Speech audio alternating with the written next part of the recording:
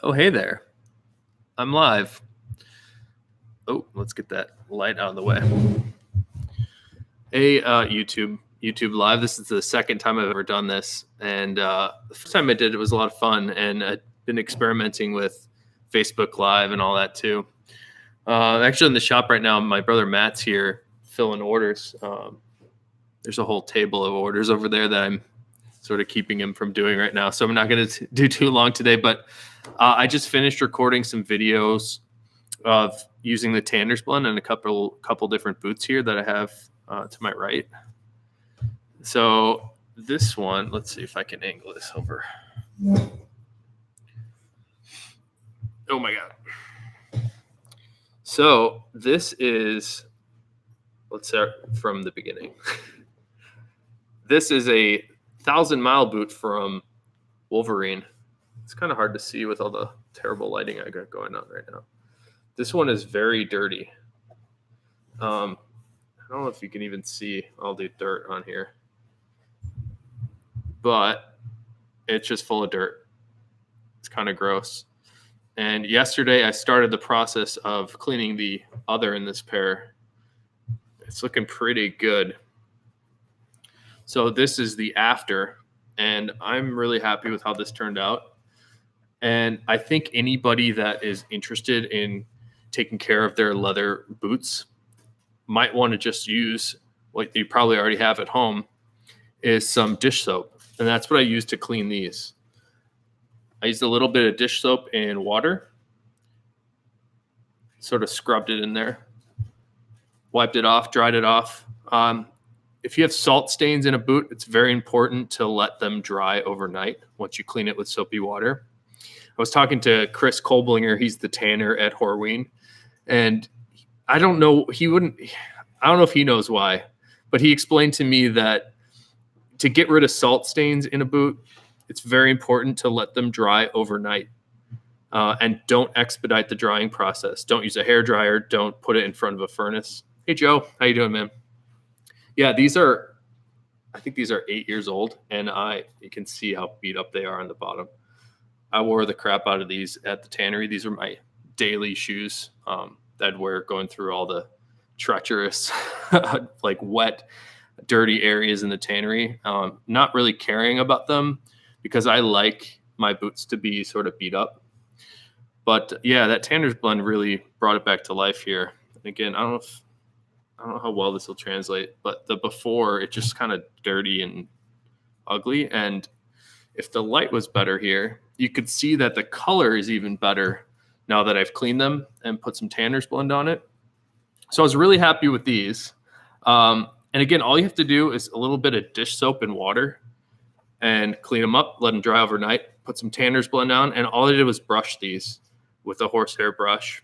I actually have some other boots here that I recorded myself cleaning, but they didn't turn out as well. And I think it's because, so here's the before.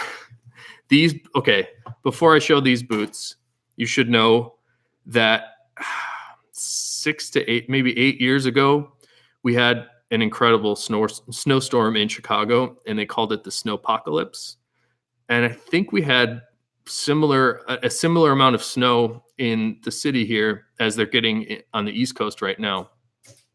So the city was literally shut down, and if you look it up, snowpocalypse, you'll see images of Lakeshore Drive just with cars abandoned because people couldn't drive through it, and they would run out of gas and got abandoned there. So I walked to the tannery that day to go to work. We did not close, but these are the boots that I wore on my walk to the tannery, which is probably not the most appropriate choice, but these are what I had at home at the time. So these boots have literally gone through hell. So these are Timberland Abington boots, and I fully neglected these and haven't done anything to take care of them. This is all dirt on the side here, and they're just really beat up in general. So I clean these. They look better. So this is the after. I clean these. They definitely look better, but I think what's actually happened on these, see the dark spots? It's probably why I'm not going to release the video on it, because it wasn't like a dramatic, nice change. They're definitely better, but the The dark spots bum me out, and I know why it's happening. There's a finish layer of like a top coat on top of the leather that is just gone from this dark spot, and it's actually gone from the toe. Everywhere that is dark on this boot is where I've scuffed the leather and removed the grain or the finish. So you're seeing to the undertones, like you're seeing all the way to the base of the leather, which is just a completely different color. So I'm not thrilled with how these turned out. They're definitely still just work boots at this point. I wouldn't wear these. Actually, even before that, I wouldn't wear these more than just work boots or casual boots. So I'm not super happy with how those turned out, but the 1,000 Mile boots or any Chromexcel that I've tried the Tanner's blend on, it's just an amazing result. So I think these being, gosh, they must be 8 years old also. These being 8 years old and worn to hell look basically new. I'm really happy with how this turned out too. So let's see. I've got a couple cool new videos coming out. One of the ones I'm most excited about was supposed to be something else. So about 6 months ago, I had an idea that I wanted to document the 6-month process of shell cordovan tanning and how long that takes. So I started filming at work on my break times. And it turns out that's just too ambitious of a project. So the first thing that I shot, I in the process of editing right now, is the pit tanning process for the cordovan. It's actually a 2-month process in the pits. So I've got some really cool footage of the process down there, and it actually involves quite a bit of expertise. And you'll see a guy in the video that's been working there for 50 years, and it's just an incredible story that I'm trying to tell. So anyways, in that tanning process, there's 1 month that the butts get tacked with a hammer and nail onto these slats, and we hang them in pits that just have essentially salty water in it. And that's our first part of the tanning process. And keep in mind, this is after we've de-haired and pickled all the cordovan butts. So we're sort of infusing it with salty water. And then it takes another month to actually slowly tan the leather in those pits using tree bark extracts. And all of the tree bark extracts that we use at Horween are cooked. We literally cook these tree barks down into a tea. That's what I like to equate it to. So the cordovan tannage, it's sort of like steeping tea. So if you steep the cordovan in this pit for a month, it slowly infuses the tannins from the tree barks into that leather, and we slowly increase the concentration of extract or tree barks over that month-long period. And the most mind-blowing thing that I was recalling after annotating this video was that the guy, hey, Ale, the guy that was teaching me this, the guy that's been working there for 50 years, I said, well, how do you know when you are supposed to put more tree barks into the mixture? And the first thing he said was that it smells different. So a lot of the stuff that the tannery is doing is a tradition that's been passed on for the 114 years that they've been around. There's this amazing tradition of knowledge that's being passed down. And he actually has tools as well. We can measure the concentration of solids with a barcometer in those pits too. So it's a really amazing thing that these guys are producing the best leather in the world, going purely off their senses. So that's another story that I think should be told.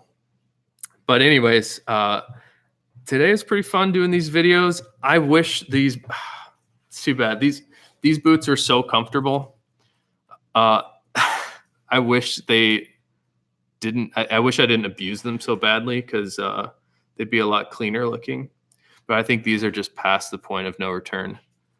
And I'm probably going to start wearing these again right away. If you didn't know, I have, other than making all the wallets and leather goods, I'm just obsessed with all the leather. So anything made out of leather, especially before I started Ashland, which is right around the time I bought these, I was wanting to get my hands on anything Horween. So all the cool new boots that were coming out, I had to buy them. So I have a bunch of different Aldens, and I have some Allen Edmonds stuff, and I have these Wolverines and these Timberlands. And I honestly just like wearing them and seeing how they change over time. And that's sort of the impetus for how we started Ashland. So here's something I want to show you that has not been released by us. This is a particular type of shell cordovan that now that I've worn this for, it would be a year this May. So it's almost been a year that I've worn this one. This is something I'm going to start, if we can figure out how to make it, I'm going to call it raw shell cordovan. It started off maybe 20 shades lighter. It looks like when it started, it looked like natural shell, but it has all these interesting like little character marks in it from the shell itself. I'm not actually sure what they'd be called technically, because we don't normally see them in the regular shells. So that's why I'm calling them raw shell. It's processed in a slightly different way than we make all the other cordovan, including natural. So I'm really digging the way that this guy has worn in. Let's see if I can show it. And it's just developed so much color through all this normal wear and tear. I haven't done anything to this other than wear it, so all those scratches will actually come out if I rub it just a tiny bit. And then to go with this, I have another wallet I'm trying out that I'm calling Natural Veg. So this is also something that we haven't released. Let me make sure my credit cards aren't showing. But this is the Natural Veg. You can see Skip and I actually tried something out here. This is this one particularly, let me describe it first. So if you can't tell in the video, it has an incredible amount of grain character. And I've been wearing this one about 2 weeks now. So it actually was a bit lighter than it is now. But when I first got this, it was actually hard to even keep it closed like that. And now you can see it's essentially laying flat, even with all my, I think I have, I don't know, 15 cards in there. So even with all those cards, it's now laying almost flat. But this one is cool because it is tanned alongside the raw shell. In fact, it's tanned alongside any shell. This leather is horsehide that is pit tanned. Like you'll see in this video, I'm going to try to release it tonight or tomorrow. But it's actually tanned in those same pits that take 2 months to tan. 2 months to tan. And it's really, really grainy. So if you like natural character, I think this is about the coolest. And it's taken us a while to figure out how to get it to the right thickness to make in wallets. So I've been working with Skip for the last year or so to make this happen. And this spot here that looks discolored, it probably won't show in this video, but in person, that little section looks like glass. So I think this could be a wallet that people might want. And then you can, I think I'm going to come up with some ways to teach you how to finish it to different effects yourself, or we can do it for you. But what he did here is he skips funny. Every piece of leather he gets at the tannery, he tries a bunch of tricks too. So he loves tumbling things. He loves a process called boarding, but he also does this really funny, or I think it's funny thing to make the equivalent process of glazing, like the last video I put up with that very intense glazing jack where we polished the shell cordovan. He did that with this. All he did was put a drop of water on it and then sort of smooth it out with his fingernail. So in person here, that little section looks it looks like glass just for that little dark spot. And I don't know if you'll be able to tell. Let's see if I can figure this out. Oh my God. This is impossible. It's just flat and smooth and shiny. Yeah. There you go. It's very smooth. So this is a leather that again, I want to call it raw veg, that I think has a lot of opportunity to become different things. Nice. Hey, Michael, how you doing, man? Anyways, I'm really excited about this one too. We tend to sell a lot more cordovan than non-cordovan, but I think this is so special that people are going to get really into it. So there you go. The raw. This is a little bit of a sneak preview. I got to still figure out if we can actually make this. It's part of the challenge at the tannery.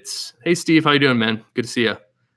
Part of the challenge at the tannery is we are always trying new stuff, and I don't like to sell it, or we don't like to commercialize anything until we figure out that we can actually make it more than once.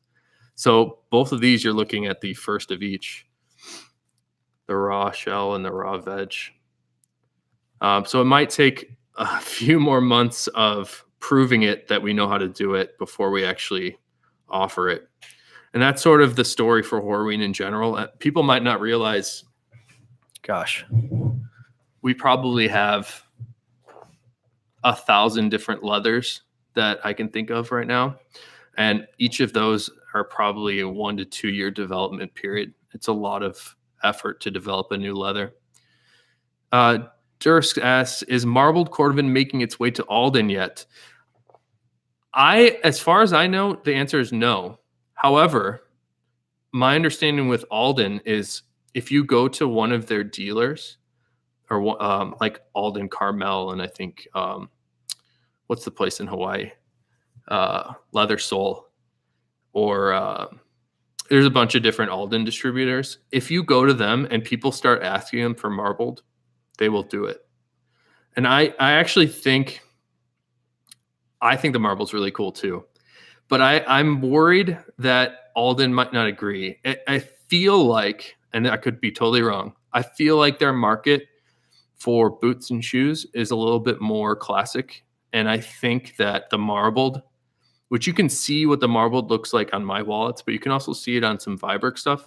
I think it's a very aggressive fashion statement that I don't think the Alden, 200-year-old brand, or however, I think they're 1880s. I think that long of a brand, I think they're comfortable in the way that things are. So I don't see them trying to do anything crazy like that. And for another reason, other than their marketing, I feel my understanding is that they have a 2-year wait list right now for all of their shell cordovan shoes. So it seems like they have such a demand for their existing stuff that there's not much emphasis on putting out anything new. So I'm keeping my head from blocking that light. But I hope that I'm sorry if that bums you out, but yeah, thanks for backing me up, Steve. Alden's really cool. I don't think Alan Edmonds would do it too, but again, like, it couldn't hurt to ask him. And I think the way it works is if enough people ask, then they make it. That might actually be a really cool project for somebody like Context to do. If you're not familiar with Context clothing, you should definitely check them out. They have something called the Roy boot from Alden that I own a pair of, and they're amazing.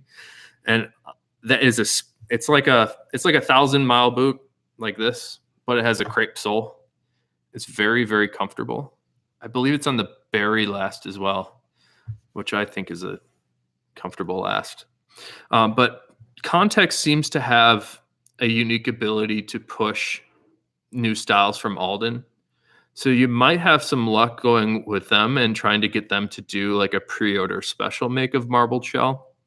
But again, like, I don't think that's something that they care to do unless there's a big push for it. Like, unless they get 100 people saying they want to drop a lot of money on some shell boots. And it is a lot. I got to admit to you guys, I've only borrowed shell footwear at this point. I haven't bought any shell boots or shoes. I've only borrowed you might have seen the really famous photo that Nick Horween's taken of some Alden wingtips in color 8. And one of them is full of haze. It's actually the wax is coming back out. We call it bloom. And the other is just polished up. I think they're 60 years old. He let me borrow those to wear to a wedding, and they're really fun. Actually, this is a weird story, but my My then friend and now wife actually complimented me on those shell wingtips when we met at this wedding. So it's kind of a funny story. That's how I knew she was a keeper. Let's see what else. I mean, leather sole, as far as I can tell, they are pushing out really cool stuff too. So you might want to check with them. But the only place that I know that has made any marbled shell boots is Viberg at this point. And they're very expensive, but they're very cool. All right, let's see. Hey, I'm so glad that you guys are asking questions because that makes this a lot more interesting. I'm sure it'd be fairly dull and boring if it's just me talking. Thanks again for the good question, though, Drisk. Benjamin Lim, does Wear Gustin use Horween Chromexcel? My Color 8 did not patina well upon friction of coating came off. They do use Chromexcel Color 8. Are you talking about the sneakers that they make? Is that what you bought from them? Because I know they also make like a jacket, and they make some card holders and bags and stuff out of Color 8. But you know what, Benjamin? Either way, whatever you got, I would love if you would send me a photo of it, because then I can try to help you figure out like what coating is coming off. That doesn't sound right. It could be I don't want to say it, but it could be a problem with the finish system on the leather. There's actually a bag. Yeah, definitely send me a picture of that. I don't know who makes those bags, but I do know that we provide Chromexcel for Gustin. I'd be a little disappointed if the finish was coming off. So I hope I'm not throwing my company under the bus here, but if we didn't finish the leather properly, it's a system of finish. So we stain it, we put a binder, and then we put a top coat. If that binder is not holding on the top coat just rubs right off, and it's not pleasant. You know what? It's kind of like these Abington boots I was showing earlier, where this is my fault. I probably rubbed up against some cement and just abraded away all of the finish. So it's not a pleasant look. That will happen. You will be able to scrape off finish, but it shouldn't come off just by rubbing like this. If the finish is just rolling off, that is bad. All right, Steve F. Hey Phil, I want to ask a question about shell carrying on shell shoes in the creasing area. Sometimes the bloom in the creasing area is fairly crazy. Any idea how to care for that?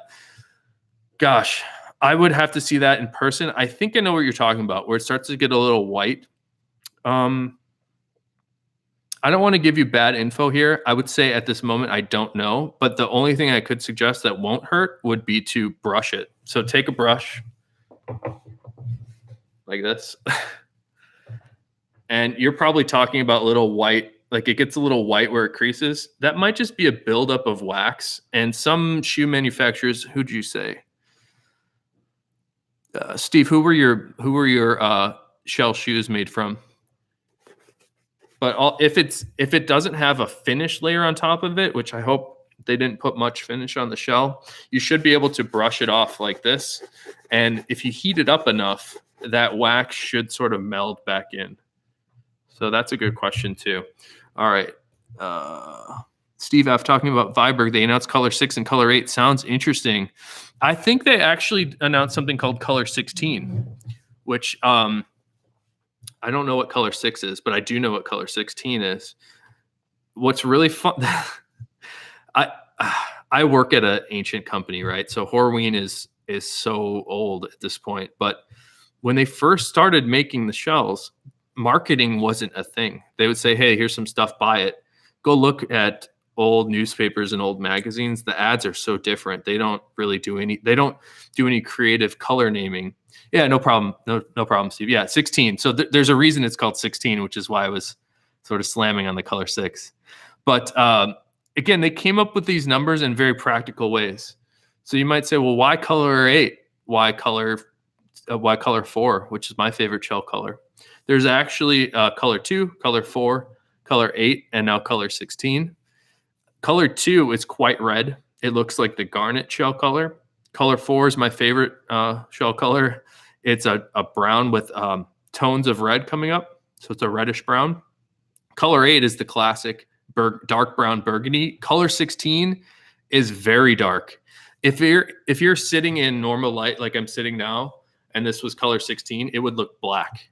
But when you go out into sunlight, you'll see that there actually has hints of that sort of cherry, like a burnt cherry color coming through. Color 16 is very cool. For me, I like something a little less subtle than that. For me, I think they look a little black, but it's definitely, if you want something that looks black but it's more interesting than just a flat black, that might be a good choice for you. Bellroy. You know what, Michael? I think Bellroy has amazing marketing, and they were actually sampling from Horween at a time. I think they make really nice stuff, and I love their stop motion videos that they have. I like their designs a lot. I haven't used one, but looking at some of the construction, some of them look pretty good, but some of the ways that they construct it worry me. Like if that was one of my, if that was my wallet, I would worry that some of the sections where they've thinned down parts or have used things that aren't leather. But basically, I like to just use leather and stitching to hold everything together. And we don't like to thin anything down. When you start reducing the thickness or using glues to stick things together, those are things that break. And that's the only thing that concerns me about Bellroy. Although I have to say I'm kind of a fan of them, even without owning their stuff. I think they have really cool stuff.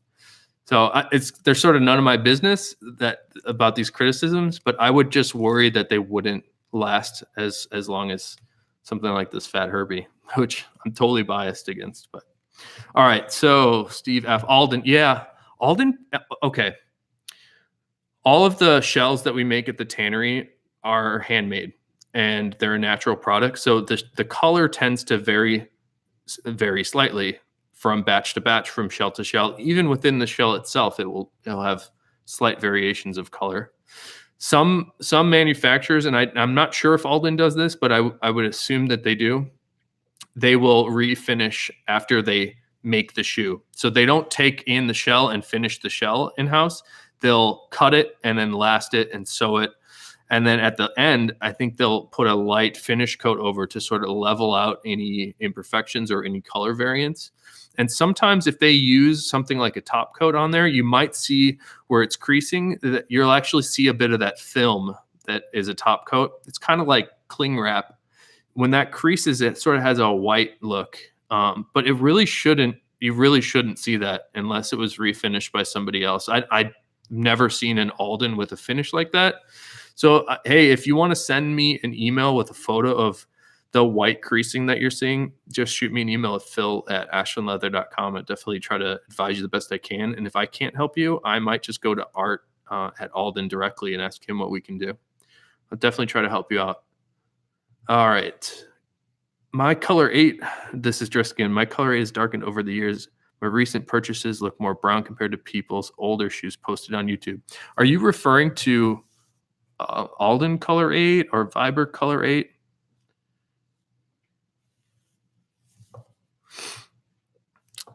I can tell you shell. Yeah, I probably should turn the stream off and not say this, but I think we've gone through some restandardization of the shell colors at Horween. And the challenge is that if you take, and this might have actually happened to your stuff too, but if you take a piece of shell and put it in the sunlight, the dyes that we use are acid dyes, and they tend to change color from oxygen and from sunlight. So the color is never stable on the shell. So because we are matching shells to new shells so we have a standard that is the color we want to make. If that standard has changed color slowly over time and we can't tell, we go to restandardize to that color that has slightly changed. Now we're matching to that again. And like if it continues, it sort of lightens up. So what we've done is just I think it was 4 or 5 years we restandardized all the colors for shell. So it may have changed over time. Okay, so let me read that again. Color has darkened over the years. I think that is accurate. I think it was slowly lightening. So I hope you still like it. That's kind of a bummer if you got something that you weren't expecting. But that might be also one of the reasons that a lot of these footwear companies will refinish the shoes after they've constructed it. So I love shell too. What's the oldest pair of shell shoes or boots that you have? Because I've received emails from people saying that they're wearing their grandfather's shoes and they've just resold them. They've had them for 50 years.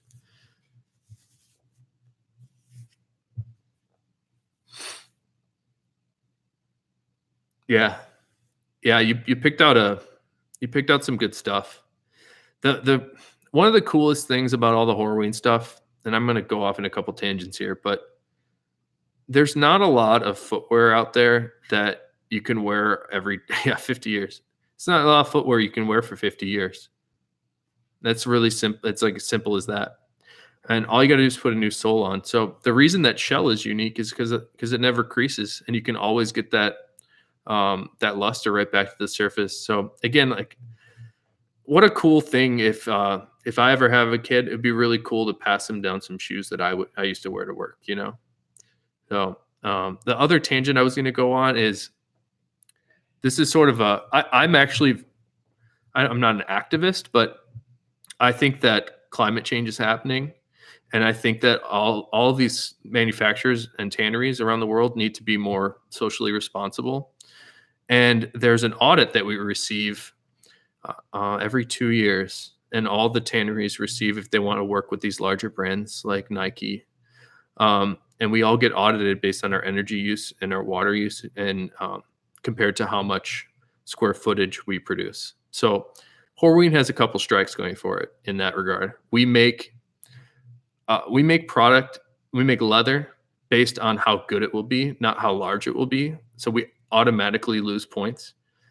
Actually, we make quite thick leather, so it takes more water and energy to penetrate that much more substance. But the other tanneries are making things that aren't meant to last. And we're trying to make leather that's just good, that we like, and that our customers like. So my challenge, or my thought is, how are they figuring product life cycle into these equations and all of these audits?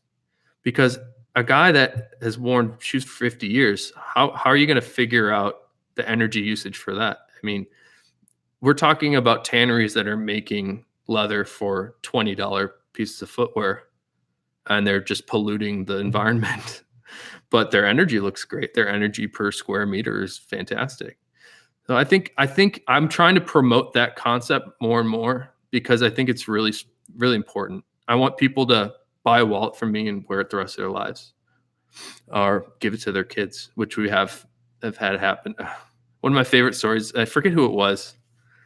I really should remember the name, but one of my favorite stories, I had an email from a customer, and he received, I forget what wallet he had even, but let's say he got this. And he loved this wallet so much that after he got it, he immediately bought another, because he said his son was about to be born and he wanted to hold on to that wallet and give it to him on his 18th birthday.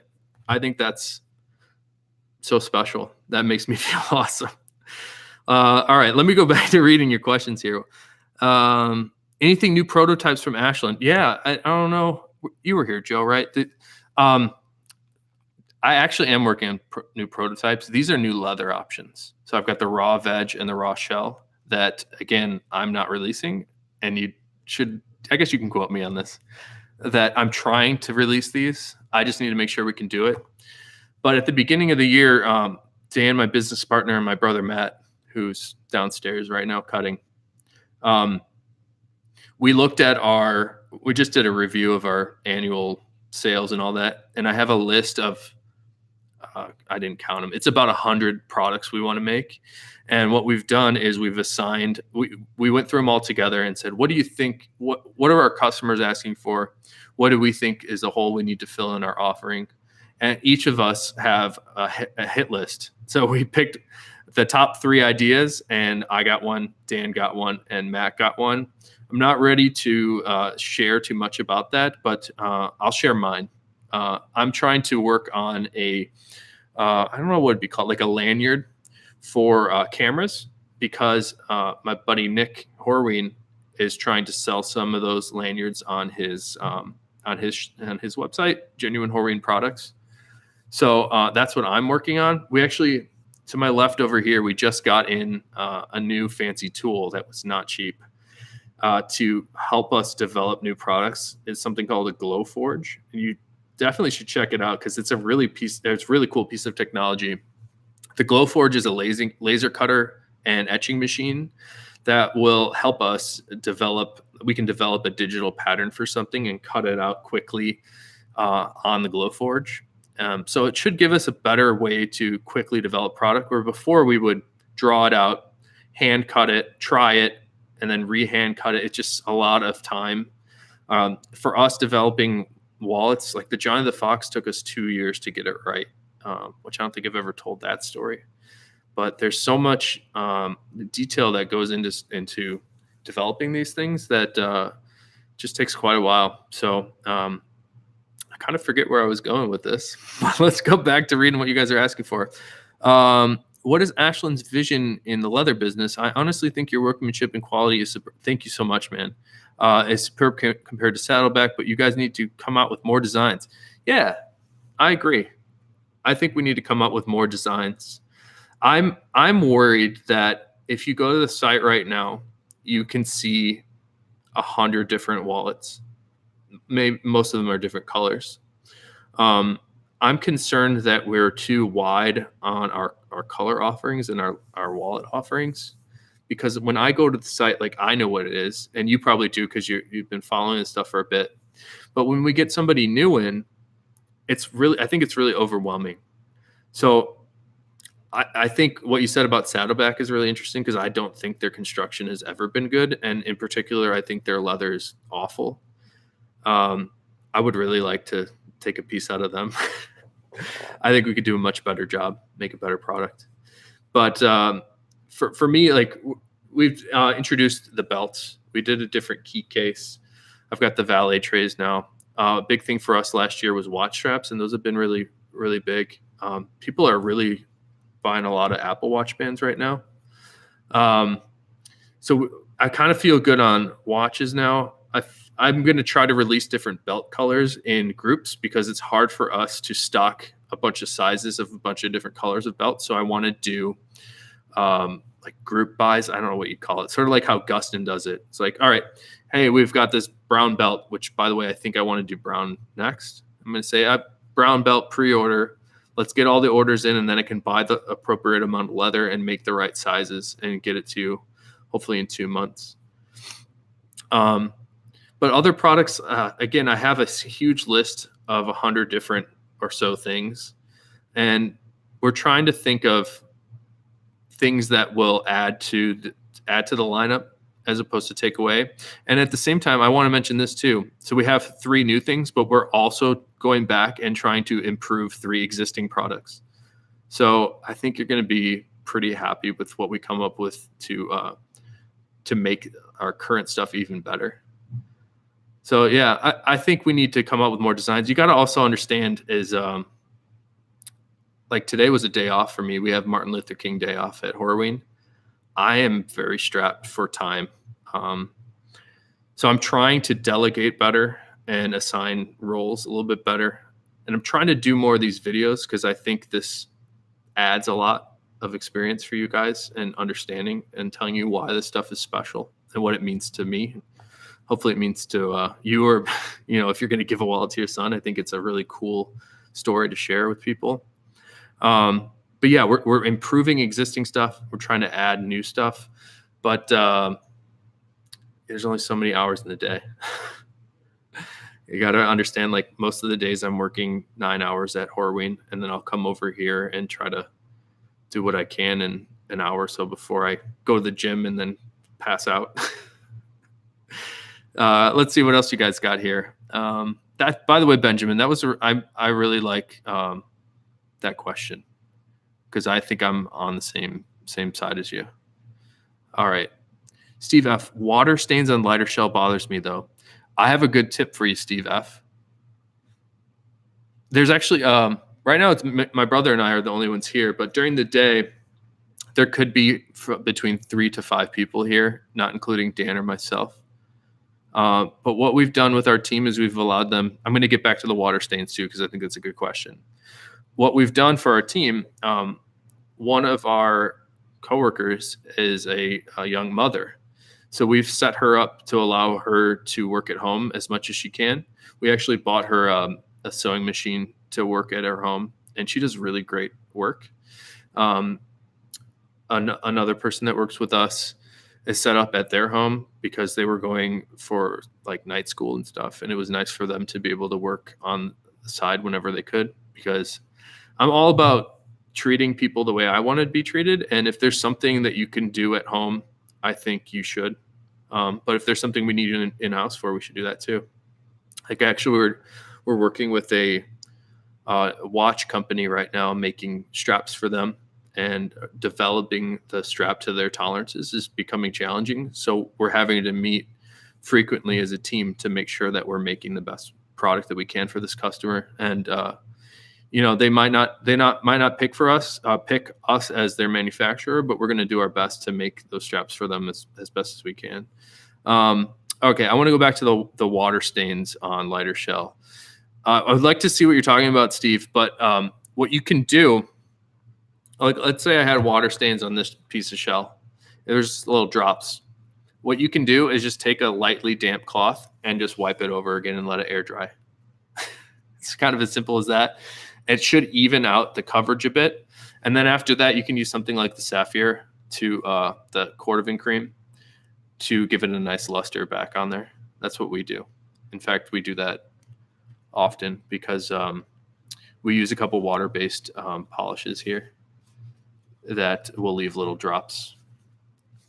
So you should definitely try that out, but you can also feel free to email me and I will help you with whatever specific thing you got going on. It's phil@ashlandleather.com, PHIL, 1L.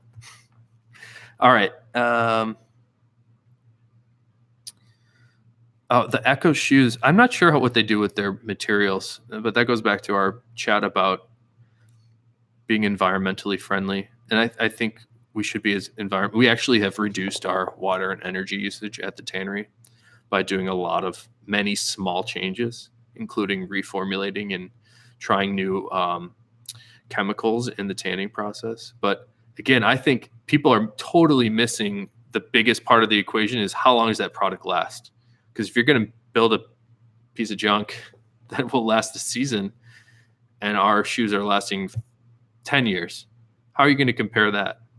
So anyways, let's see, CVAF. I'm sorry, I'm missing a lot of these comments because I talk too much. Oh, you have you have 3 Herbies. Should have no problem for the rest of my life. Yeah, you should pass one to your kid because what a cool gift. Actually, my dad gave me a wallet when I graduated high school before I knew anything about wallets. But of those 3, which one of those colors is your favorite? I love the color 4 and the whiskey. They're also nice. I just love that color 4 though. I can't get over it.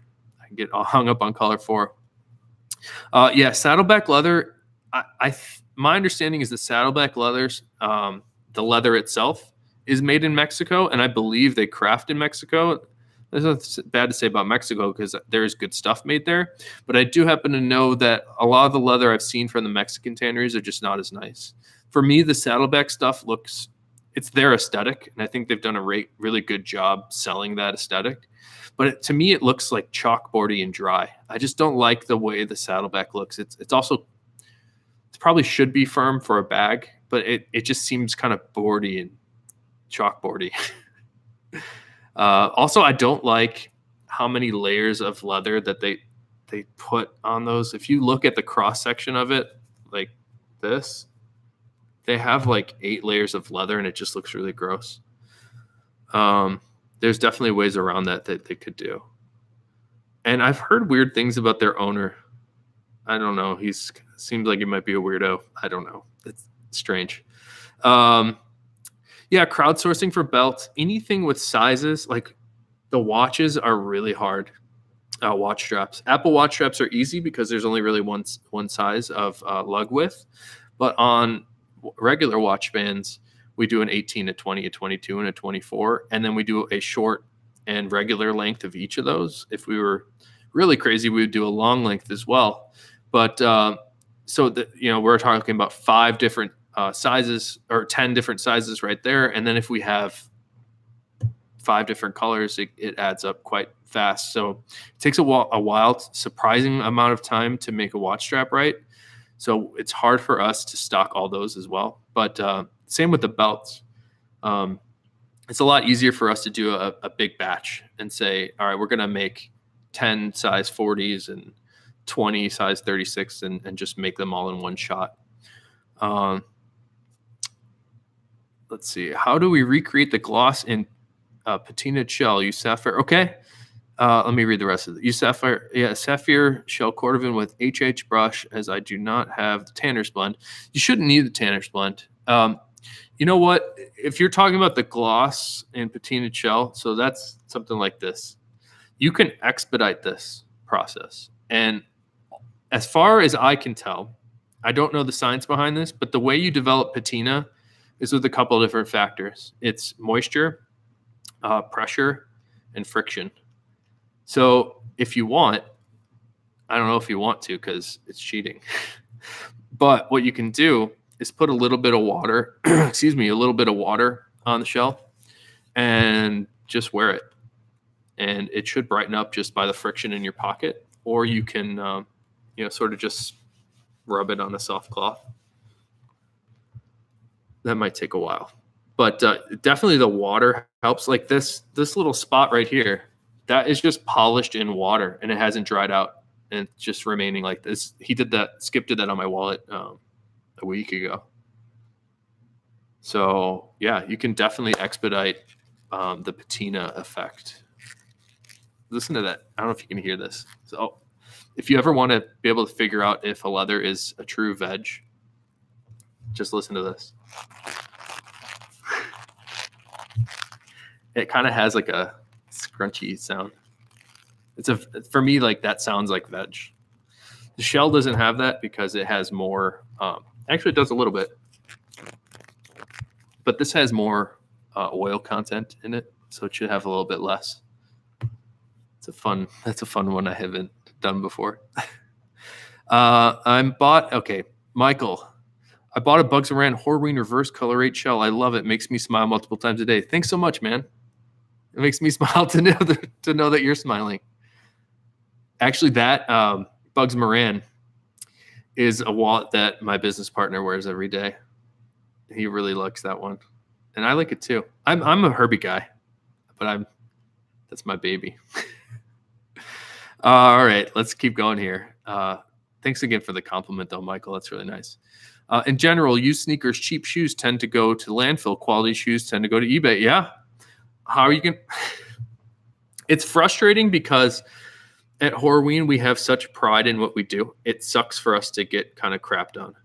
And that's what we feel as audits do. Is we feel like they have no sense of what we're actually doing. And they're accountants just looking at numbers. And it's frustrating because it must be really frustrating for the owners because it keeps them from getting business because they have this silly rating system. Like if you're great, you get a platinum rating or a gold rating. We actually had a bronze, but some companies like Timberland won't use you for new development unless you have a silver rating. And other companies like Nike won't use you at all. So we only make football leather for Nike at this point. And it would be really nice to be able to get back in with them to make really cool sneakers. So their competitors are actually using our stuff. New Balance is making really cool sneakers. I know that Viberg is making a sneaker. Rancourt makes a sneaker. Somebody here was talking about Gustin. They make a sneaker out of Horween stuff. So obviously it can be done. But yeah, it's kind of a shame. It's a shame that I can't get this thought process out. I need a bigger microphone. Actually, this microphone is gigantic, but I need a bigger mouthpiece to get the word out. You're right. Like if you really care about the environment, you're going to you ought to use your boots or shoes for as long as you can. And that's what I try to do. And that's actually a problem for me. I'm running out of space because I love all of them so much. I have a whole box of shoes right over there. Yeah, it's People don't understand the use, like how the product life cycles part of the equation. So um color for the most too. Yeah, color for Steve. Thank you. High five. Actually, how was the Fat Herbie design come up with? That's pretty innovative design as well. Yeah. Um, so I was sitting on my couch and I wanted to teach because at the tannery, I just make sheets of, or at the time, I was just making sheets of leather. And I loved looking at them. I would even, I wanted to see how they would age because Skip did a good job training me, teaching me about all this leather stuff. But I would cut little pieces off of, or I'd take pieces out of the scrap bin and put it in my pocket just to see how the leather would change over time. And I liked it. It was cool to see something sort of change with you. And so I decided I need to figure out how to make stuff. And this was about 2010, where I bought a hand stitching sewing guide, or a hand stitching leather guide. I believe the author, there's a book that came with it. I believe the author's Stolman. So I took some scrap home. Maybe I forget if I bought a side or they just gave me some scrap leather, and I was trying to make stuff at home. And I said, what else do I keep in my pocket? Well, wallets, right? But it was interesting to me. Like, I don't like the Costanza wallet. If you've ever seen that Seinfeld episode where it's just this thick and nobody wants to sit on that. So the concept was, instead of making it this thick, you take half of it and spread it out into two. So now you have half the thickness and it's spread across more surface area. So that's how this card layout came about. And I wanted to use cash too. And actually, I can lie about this, but really I just wanted a cash part in the back. But it turns out that this is the easiest way to get cash in and out. I never have any issues putting cash in the back of this thing. So that's how the Fat Herbie came about. The first, I was trying to do it a very traditional way. I don't know if, so that right there is my stitching pony that I had from 2010. And that's what I was stitching with back then. I was trying to do everything the actual traditional way, using an awl to puncture the holes myself. And part of that's really challenging is when you go to stitch through the leather, it's hard to get it the exact same angle every time with the awl and the two needles. So most of the first stuff I made looked really awful. And then I don't know if you heard or saw the other stories, but I met Dan and he was hand making something himself, and he ended up buying a sewing machine. So I did end up sewing a few bags by hand and sold them to some friends. But Dan got the stitching machine, which we found out is actually the same mechanism as the hand stitch lock. It's called a lock stitch. It's actually doing the same exact stitch in the leather, but it's just faster. And I think it looks better. The big difference is between the hand stitching and the machine stitch is you can't use the heavy wax thread on the wallets. So I still actually end up offering to people that will hand stitch them for you, but it's just more expensive. And I don't see it, like, I don't use a hand stitch one. So I wouldn't want to sell you something that I don't like, but I will do it. So we can hand stitch them, but I think this is cheaper and better. And you know what? We don't get a lot of, so we have that guarantee for life. If you ever have a wallet that breaks or does something you don't want, we actually repair it or replace it for free. And you know what? I can only think of maybe in the 8 years that we've been a real company, I can only think of maybe 3 that have actually come apart. So if you have something that's come apart, definitely let me know and I will fix it for you. But the machine stitch is very good. We have a good machine. Let me go back here. I'm sorry. Did that answer your question, Steve? I think that was a good question. I love the Fat Herbie, but completely biased. You should read more on marketing books. I've observed that one of Saddleback's successes, despite its crappy leather, is due to its cult-like obsession. It constantly markets itself as a social enterprise, helping African kids, Christian marketing. They have a whole cult on Facebook. Yeah, you know what? I've noticed that. I mean, like, it's great to do things for your community. I've heard he has done some very like hateful things though, and I can't remember specifics, so I should probably stop talking. But you know what, Benjamin? That's why I'm doing this right now. I think I want to interact more. I've been doing new things like all these videos, and I've done a couple of these live chats now. And I've been doing personal thank you videos for people because I want to be a company that I would want to do business with. And I love the personal connection. It's something that we got to have. And I think it's, as much as I love technology, I think a lot of the tech companies have lost fact that there's real people on the other side of the sale. So, you know, I do read a lot of business books, but if you have a marketing book in mind that I should read, I'd definitely read it because I've been really into the Audible books while I'm on the treadmill these days. But you know what, guys? I promised my wife I would leave here at 6:30, and it's 6:21. If you have any other questions here, I want to wrap it up, but I would love to help you in any way I can. Let's see if anything's going on here.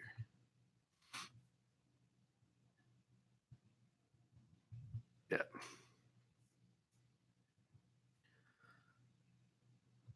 All right. Well, hey guys, Benjamin, Steve, Drisk, who else? Michael. Thank you guys so much for the really thought out questions. I really appreciate it. I'm going to try to do these more often. I gave a 20-minute notice today. I've never really done the like announced start time for a live thing before, but I'm kind of thinking if I were to do this, it would be around this time of day because I would be finishing up my work at the tannery. It'd be cool to come over here, although I've essentially at the room I'm in right now, this is where I'm sitting at the desk that we pack and ship everything. So I'm kind of holding up my brother from shipping out your wallets. And the last truck at the post office is at 6. So maybe I'll start doing these around 6 o'clock. But again, hey, thank you guys so much. I really appreciate you stopping by and checking this out. Trying to start a new thing here. So it's cool that people even showed up at all. I would have just talked to myself for an hour. But hey, thanks again, guys. If you have questions or you need help with anything, just send me an email or you can even comment here. I should be able to see it. But my email is phil@ashlandleather.com, and I'll type that in here. All right, everybody, take it easy.